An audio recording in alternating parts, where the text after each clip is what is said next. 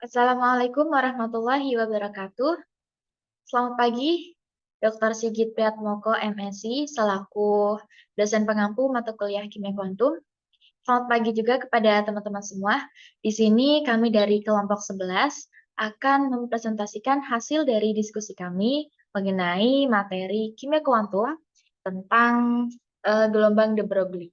Oke, langsung aja aku akan share screen untuk materinya.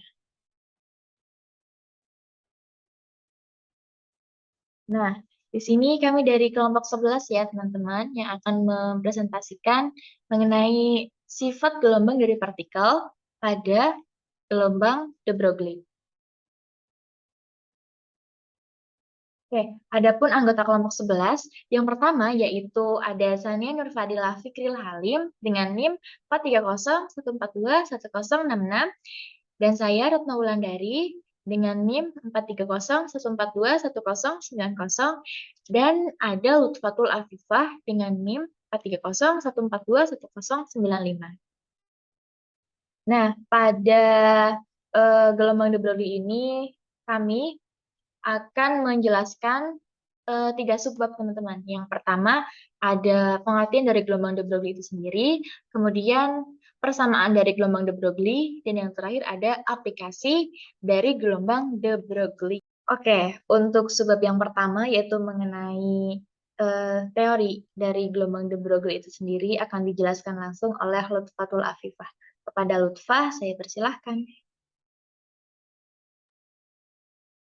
Baik, terima kasih atas kesempatannya. Sebelum kita memasuki materi, alangkah lebih baiknya kita mengenal siapa sih de Broglie itu. De Broglie diambil dari nama Louis de Broglie yang merupakan seorang ilmuwan dari Perancis yang terkenal pada sekitar tahun 1924. Kemudian de Broglie ini mengemukakan sebuah teori tentang cahaya yang bisa dipandang sebagai partikel yang memancarkan panjang gelombang tertentu. Persamaan tersebut kemudian dikenal sebagai panjang gelombang tertentu berdasarkan momentum cahaya atau momentum foton. Next. Nah, pemikiran yang dimiliki oleh de Broglie ini terpengaruh oleh konsep relativitas dari Einstein dan efek fotoelektri. Kemudian akhirnya de Broglie paham bahwa konsep efek fotolistrik ini merupakan cahaya yang bisa memperlihatkan sifat-sifat partikel, yaitu energinya selalu berubah-ubah. De Broglie juga mengemukakan suatu argumen bahwa elektron atau partikel-partikel yang lain juga dapat memperlihatkan sifat yang sebaliknya, yaitu sebagai gelombang. Nah, adapun yang dimaksud dengan panjang gelombang adalah jarak antara dua puncak atau lembah gelombang yang berurutan.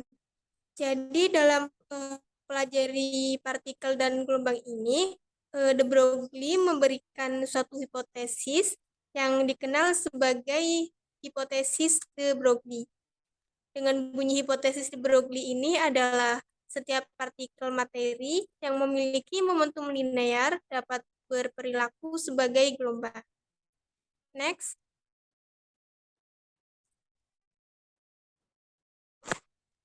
Untuk yang selanjutnya saya kembalikan ke moderator. Terima kasih. Oke, terima kasih kepada Lutfa atas penjelasannya. Oke, kita lanjut ke pembahasan mengenai persamaan dari gelombang de Broglie, di mana persamaan dari gelombang de Broglie ini akan dijelaskan oleh Sania. Kepada Sania, saya persilahkan. Baik, terima kasih atas waktunya. Sebelumnya, saya akan menjelaskan tentang persamaan de Broglie. Nah, berdasarkan peristiwa yang telah dibicarakan sebelumnya, itu peristiwa efek fotolistrik dari Einstein, dan kemudian didukung dengan percobaan yang dilakukan oleh Compton, telah membuktikan bahwa dualisme atau sifat kembar cahaya, yaitu cahaya bisa berkelakuan sebagai gelombang, tetapi cahaya juga bisa berkelakuan sebagai bersifat sebagai partikel. Nah, pada tahun 1924, Louis de Broglie ini mengemukakan pendapatnya bahwa cahaya dapat berkelakuan seperti partikel, maka partikel pun dapat berkelakuan seperti elektron, yaitu dapat berkelakuan seperti gelombang. Nah, cahaya ini mempunyai sifat gelombang seperti dalam peristiwa interferensi dan difraksi, yang juga memiliki sifat partikel seperti dalam peristiwa efek fotolistrik dan hamburan Compton. Sifat gelombang ini dinyatakan oleh panjang gelombang atau lambda, dan sifat partikel dinyatakan oleh besaran momentum atau P. Nah, hubungan antara lambda dan P ini dalam sebuah foton adalah lambda sama dengan H per P, di mana P bisa diubah menjadi P sama dengan mV. Jadi, lambda bisa dihitung dengan lambda sama dengan H per mV. M di sini massa, V ini velocity. Selanjutnya, menurut de Broglie, partikel seperti elektron yang bergerak ada kemungkinan memiliki sifat gelombang dengan panjang gelombang tertentu. Nah, usulan ini dapat dibuktikan dengan percobaan difraksi elektron oleh Davison dan Germer, yaitu sebuah foton berfrekuensi mempunyai momentum sebesar P sama dengan H kali V per C. Nah, C di sini adalah kecepatan cahaya. P ini dapat, atau momentum ini yang dapat dinyatakan dengan panjang gelombang sebagai P sama dengan H per lambda. Karena lambda kali V ada sama dengan C. Jadi kecepatan cahaya bisa dicari dengan lambda kali V. Panjang gelombang foton ditentukan oleh momentumnya, yaitu lambda,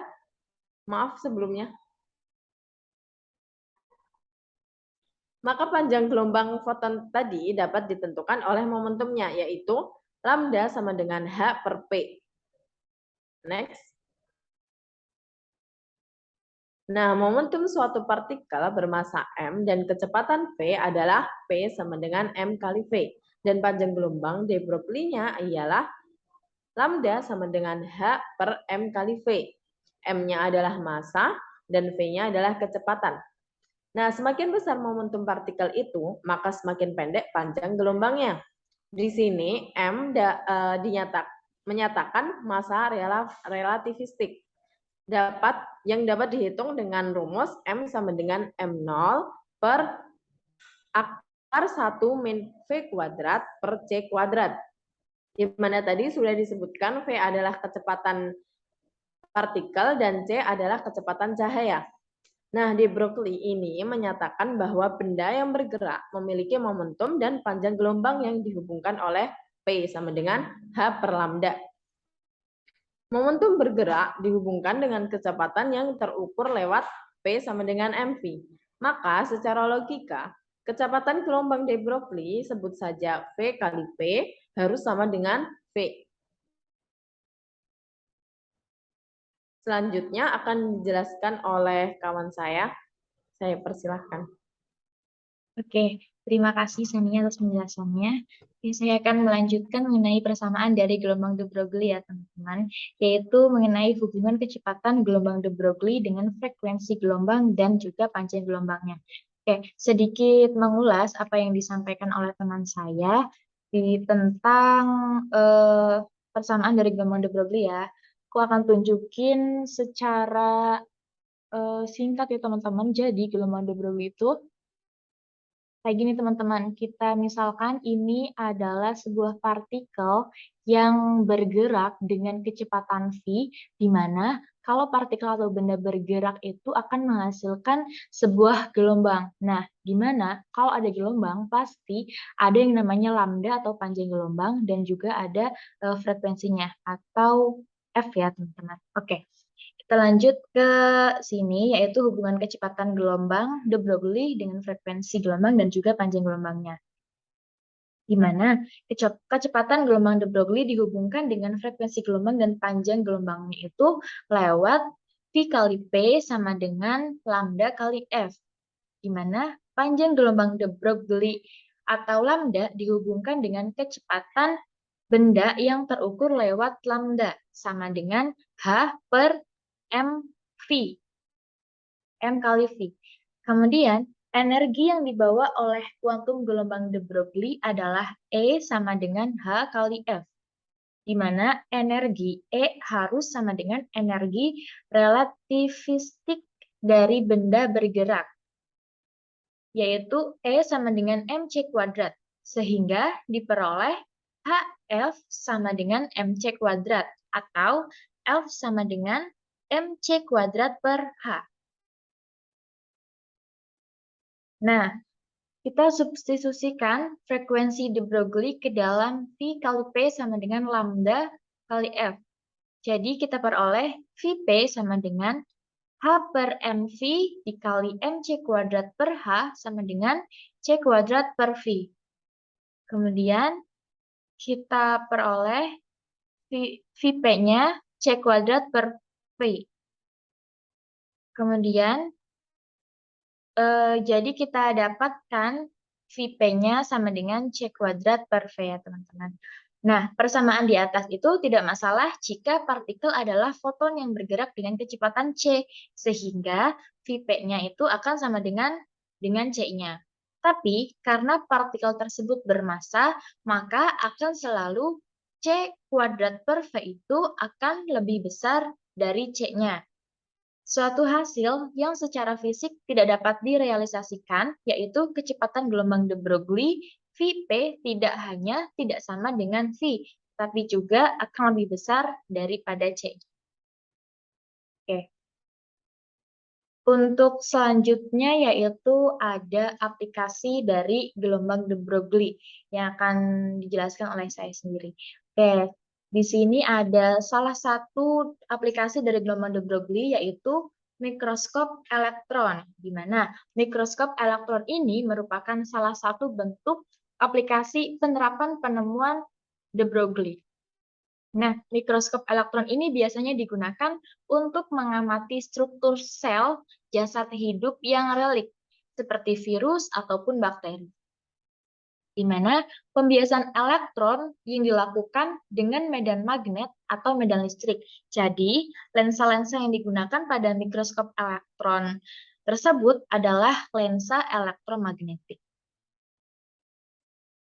Selanjutnya, mikroskop elektron ini menggunakan sinar elektron yang panjang gelombangnya lebih pendek dari cahaya. Sebenarnya, dalam fungsi perbesaran objek, mikroskop elektron itu menggunakan lensa dari jenis magnet, di mana sifat magnet ini bisa mengontrol dan mempengaruhi elektron yang melaluinya. Oke, berikut adalah referensi yang kami gunakan untuk membahas materi gelombang de Broglie ini ya teman-teman. Nah, itu saja yang dapat kelompok 11 sampaikan. Kurang lebihnya kami mohon maaf karena kami juga masih dalam proses pembelajaran ya teman-teman. Oke, aku mewakili teman-teman kelompok 11. Minta maaf apabila ada kesalahan dan kekurangan. Kami akhiri. Wassalamualaikum warahmatullahi wabarakatuh.